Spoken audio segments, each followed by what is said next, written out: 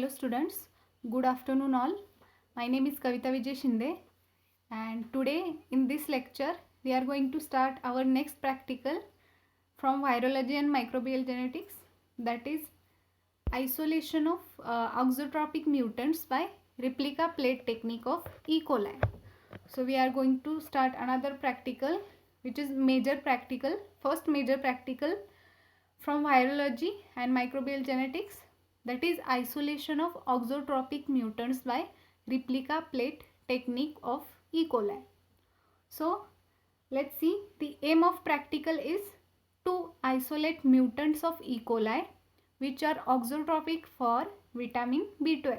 Okay, we are going to isolate mutants of E. coli which are auxotropic for vitamin B12. So let's see the theory or the principle of this practical. So normally all strains of E. coli are able to synthesize essential nutrients like vitamins and amino acids from simple carbon and nitrogen source.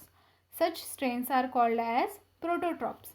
So prototroph आणि auxotroph, they are different alternative phenotypes. तर normally E कोलायच्या सगळ्या strain आहेत त्या दे synthesize their essential nutrients for their growth, such as amino acids and vitamins from simple carbon source and nitrogen source.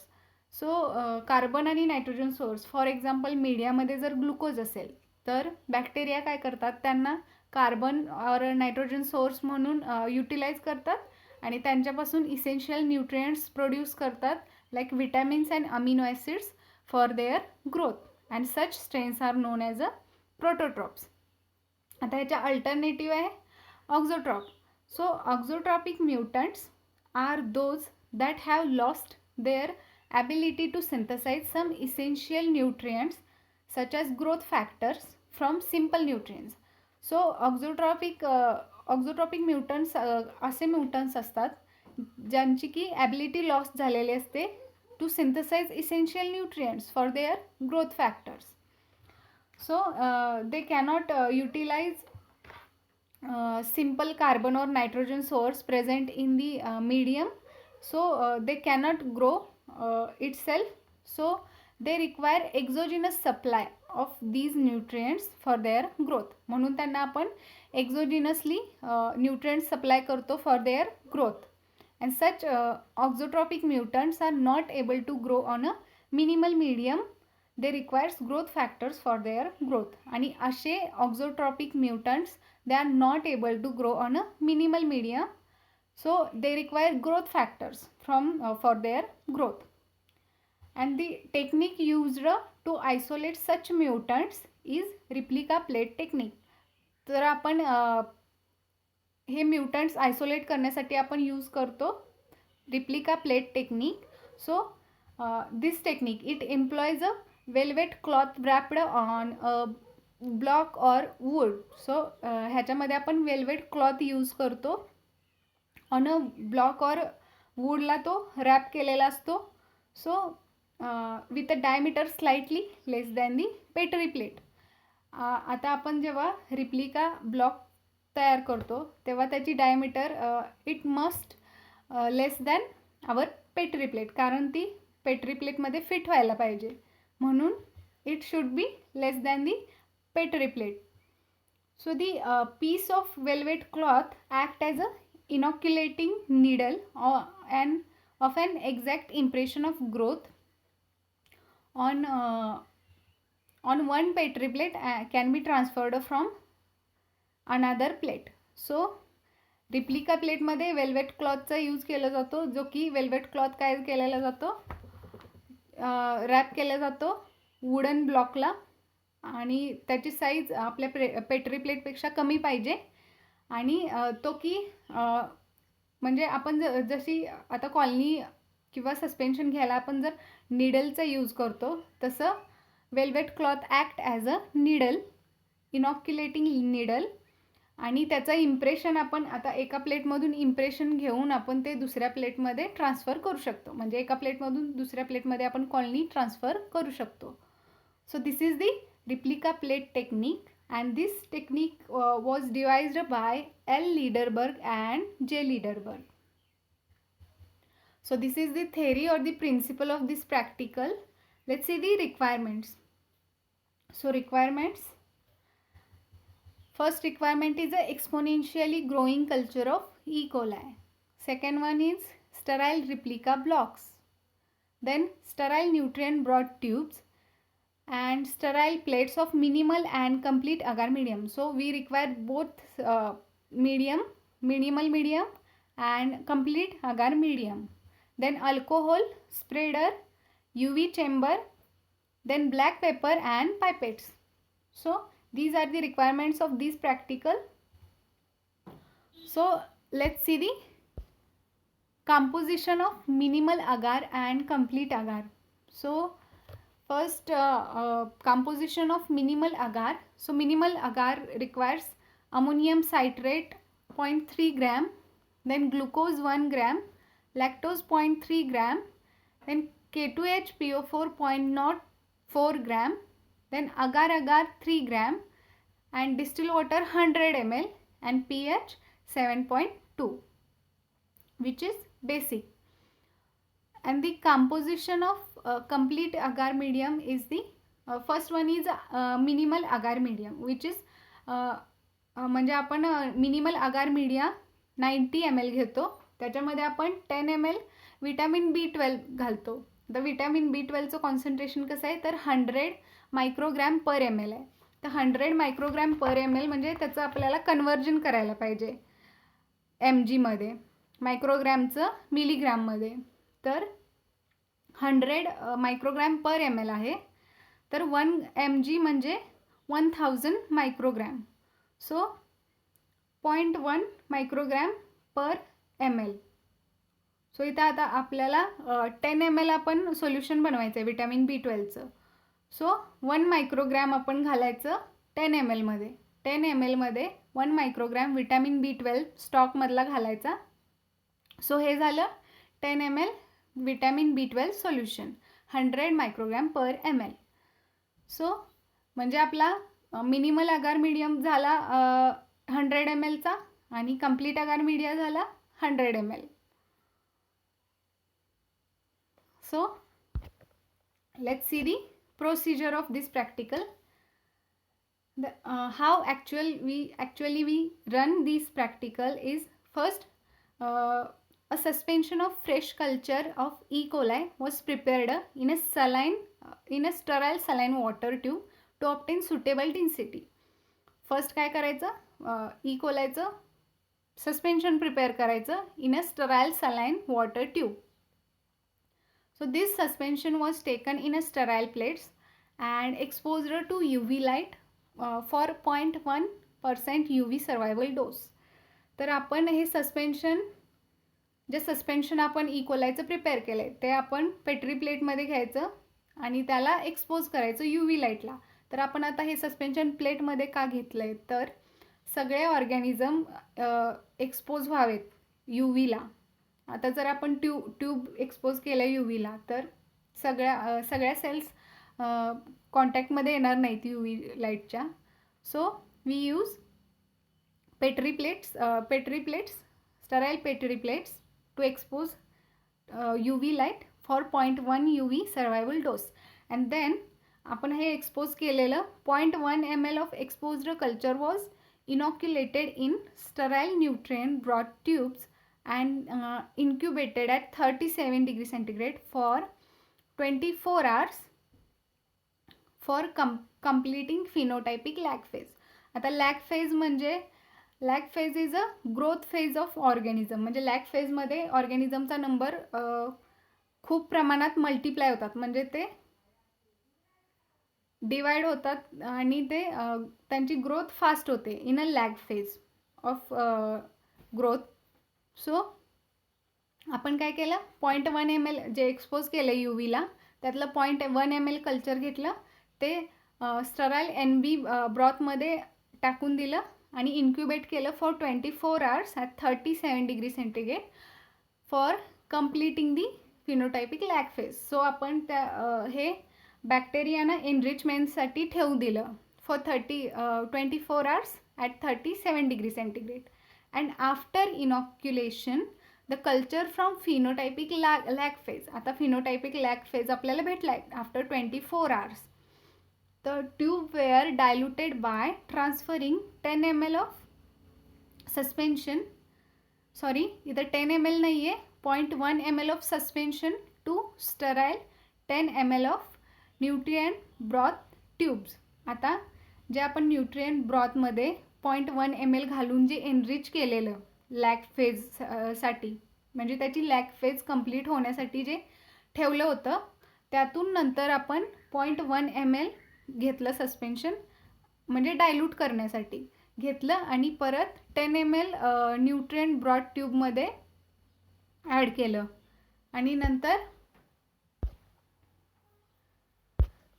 नंतर काय केलं, then 0.1 ml of suspension from each tube. आता जे आपण ट्रान्सफर केलं आहे, जे एनरिचमेंटसाठी ठेवू दिलेलं, नंतर आपण ते NB मध्ये ट्रान्सफर केलं होतं, डायल्यूट केलं होतं, त्यातलं नंतर 0.1 ml घ्यायचं आणि स्प्रेड करायचं on a separate plate containing sterile complete media. So जे स्टराईल कंप्लीट मीडिया जे प्लेट्स आहेत त्याच्यावरती 0.1 ml घ्यायचं, स्प्रेड करायचं. म्हणजे एक 4-5 प्लेट केल्या तरी चालतील, सेपरेट केल्या तरी चालतील, म्हणजे इंडिव्हिज्युअली प्रत्येकाचे एक केल्या तरी चालतील. इंडिव्हिज्युअली सेपरेट प्लेटवरती स्प्रेड करायचं.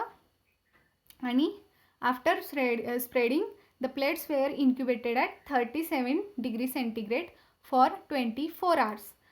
सो आता ह्या प्लेट्स आपण ठेवू दिल्या इन्क्युबेशनला for 37 degree centigrade at 24 hours. So after incubation well isolated plates were selected and marked as a master plate. So आपण एखादी चांगली प्लेट त्यातली शोधायची ज्याच्यावर की चांगल्या कॉलनीज, व्हिजिबल कॉलनीज असतील किंवा खूप कॉलनीज असतील अशा, आणि आयसोलेटेड असतील, म्हणजे अशा चिकटून नाही तर सेपरेट एक सिंगल कॉलनी आलेली असेल त्या प्लेटवरती, अशी प्लेट सिलेक्ट करायची आणि तिला मार्क करायचं as a master plate. So ही झाली आपली master plate.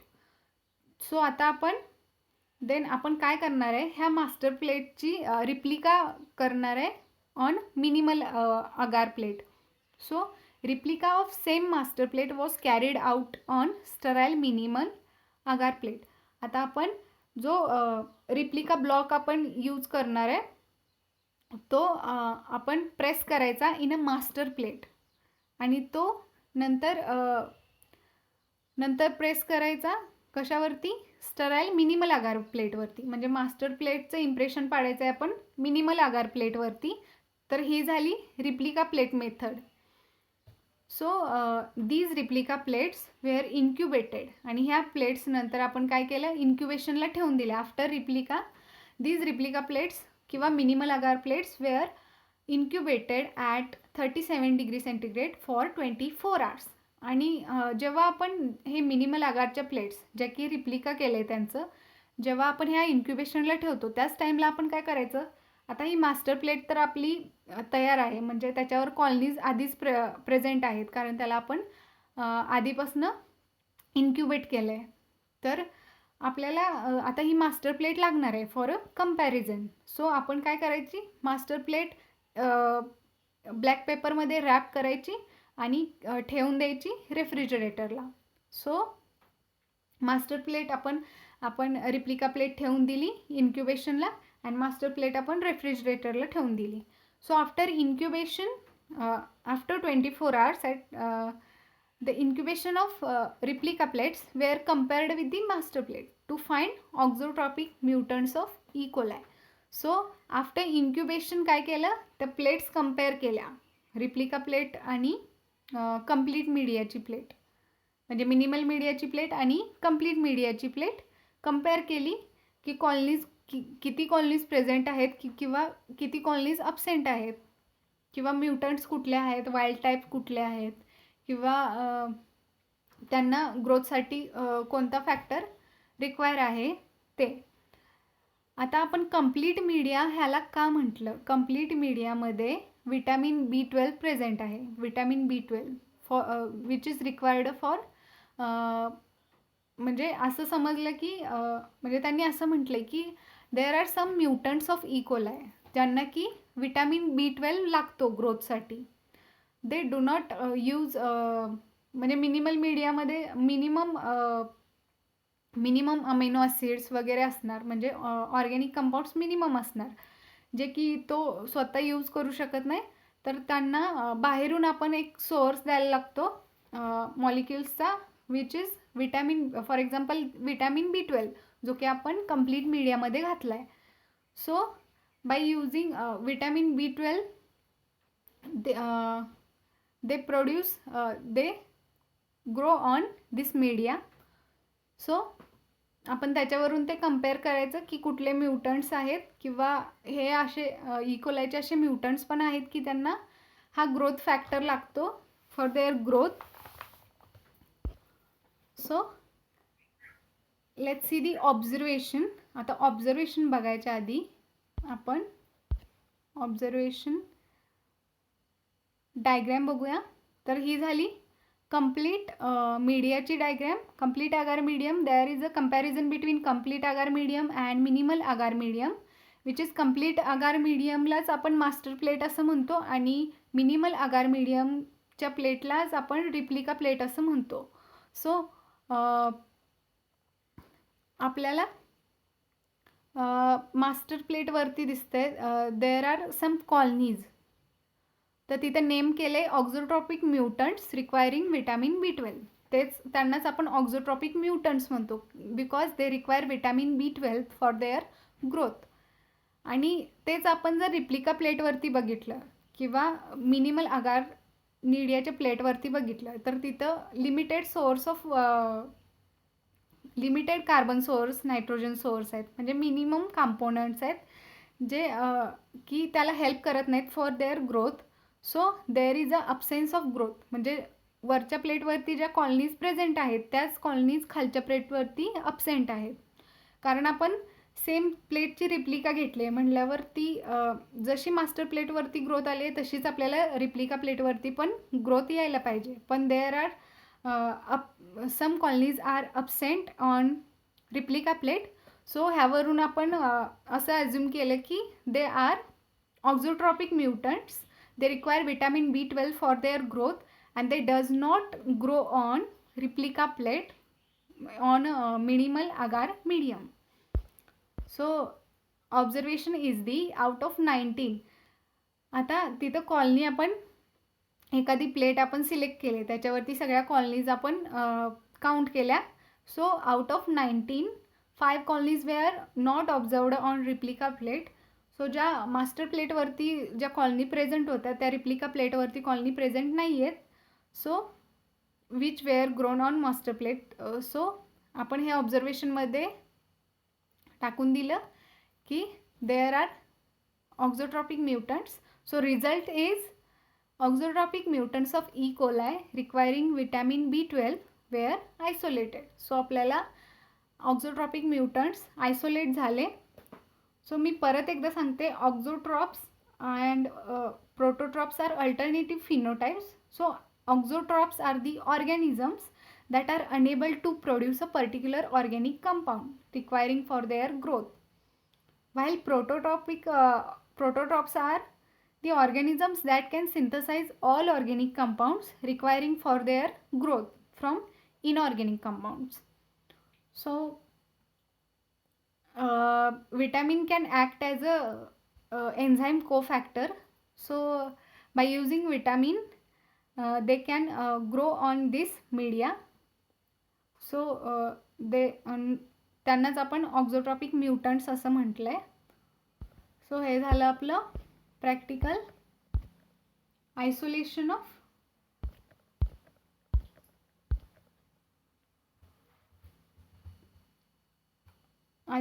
Of auxotrophic mutants of E coli by replica plate technique. तर मी ह्याच्याबरोबरच तुम्हाला रिप्लिका प्लेट टेक्निकचे व्हिडिओचा एक लिंक पाठवते. सो तुम्ही ह्याच्याबरोबर ते पण बघा म्हणजे तुम्हाला लक्षात येईल. So we are going to stop here. Thank you.